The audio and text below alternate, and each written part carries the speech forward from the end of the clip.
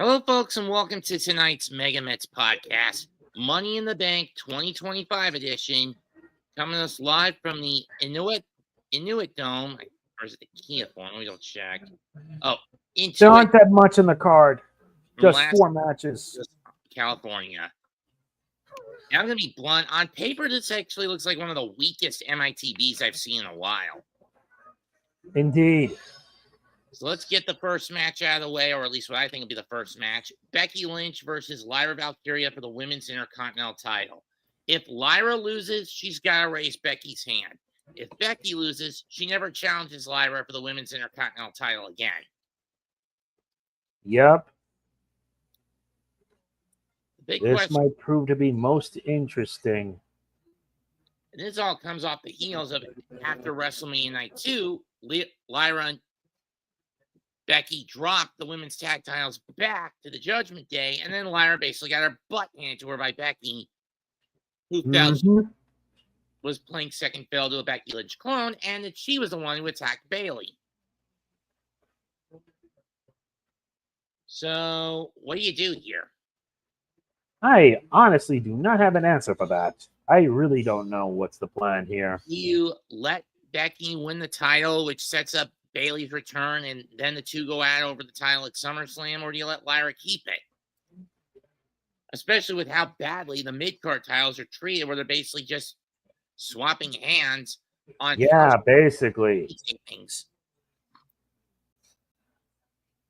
It's just unfortunate. I mean, sure, you'll get the occasional mid-card title swap at a WrestleMania or a SummerSlam, but those are the only cards Triple H is willing to allow that sort of thing to happen on these days. Yep.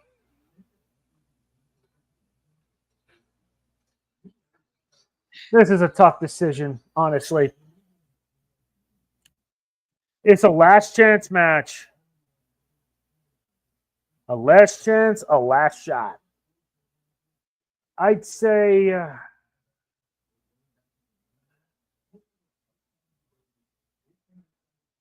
I'm putting it on Lyra.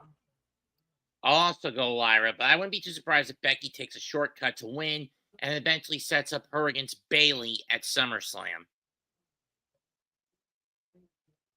Know what I mean? Yeah.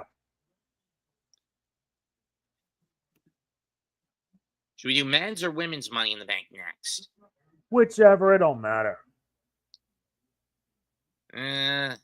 We'll do the men's first, since it looks like the weaker one of the two on paper. Go ahead. Okay, so it's the men's first? Yeah. Very well.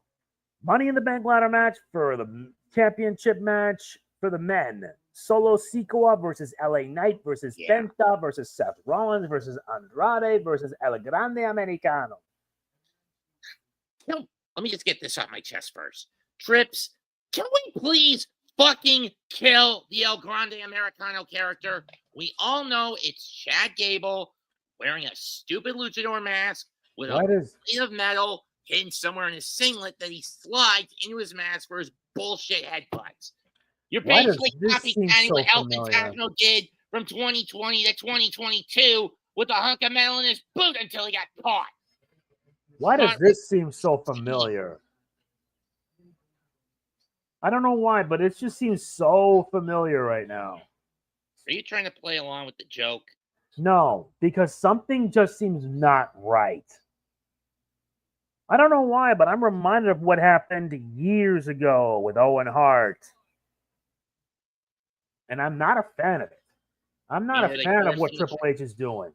You mean where they tried to force Owen to revive his Blue Blazer character in late 98? Yeah, and that was only because WWE didn't know what the hell to do with him. That's why.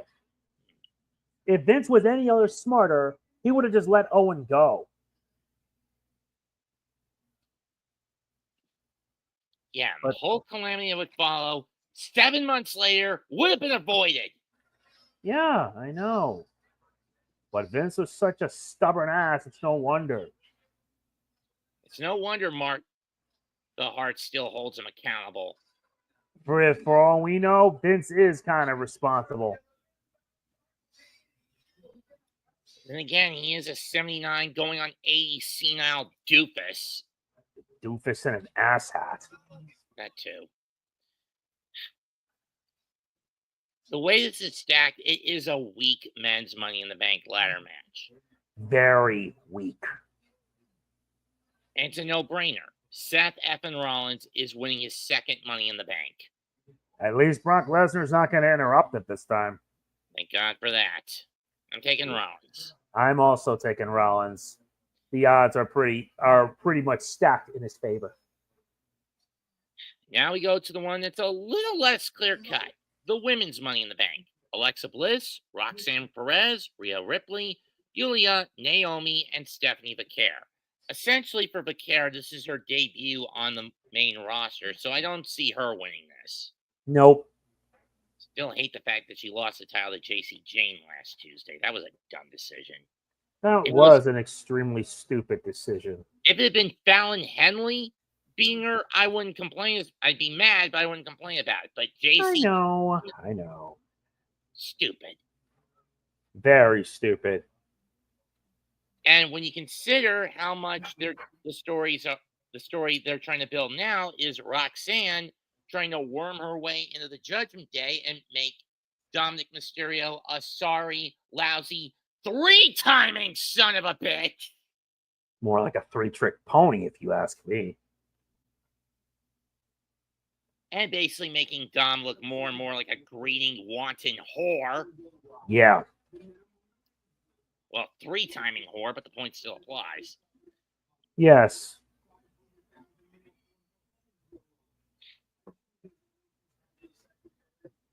And then with the return of the Wyatt Six, for one way reason or another, not just sickos. I mean, where have they been for the past half of a year? Uh-huh. Maybe they'll help Alexa. I don't know. But I'm going to lean more towards Roxanne winning this. Who's your bet? I'm probably going to pick Naomi. I'm just shooting the breeze, basically. Fair enough. And now the last match of the card. Tag team match. Cody Rhodes and Jey Uso versus John Cena and Logan Paul. Really? Think of it this way. John Cena's mission statement is to ruin wrestling. Logan Paul, good wrestler, but he's a YouTube but like John, he's a celebrity first and a wrestler second. Yeah. Cody and Jey, on the other hand, are wrestlers first, celebrity second. Exactly. And this is all mostly to set up John and Cody getting his rematch at the soonest at SummerSlam, at the latest, the Clash in the Castle in Paris. That's at the start and end of August, respectively. Because, let's face it, I don't see the title shot happening in Atlanta in the middle of July. That's too soon, in my opinion. At the Saturday night. Way too soon, if you ask me. And that's too soon. You need to build this up a little longer. It's going to be Cena and Cody at SummerSlam, and hopefully they do the right thing, pull the trigger on turning Cena babyface again, have him drop the title to Cody the right way. Yeah. Basically call out The Rock for being a scumbag who has never really given a rat's ass for the fan base. He's cared more about his Hollywood image. He's always been scummy. What more can you do? True. I wouldn't mind putting The Rock in a casket Fair. and locking him in and then setting the damn thing on fire. Yep. That said, I'm going to give it to Cody and Jay. And I hope both men are wearing a cup in case Cena tries to dick pick punch them. Yep. And I mean a steel-plated cup.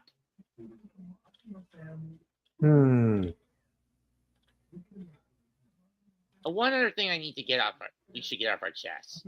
WWE releasing Truth last week. Oh, I know. That pissed me the fuck off. You got rid of one of your best comedy acts. I mean, sure, the joke had worn thin, but still.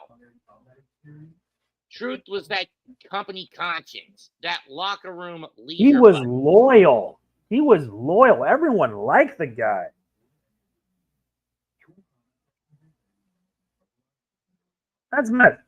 That's messed up. No, because he didn't want to take a pay cut. It's not like he was getting much anyway where he was on the card. Mm-hmm. In any case, that's it for tonight's Money in the Bank predictions. And this is one of the main reasons we don't do anything much outside of the big 5/6 in the WWE.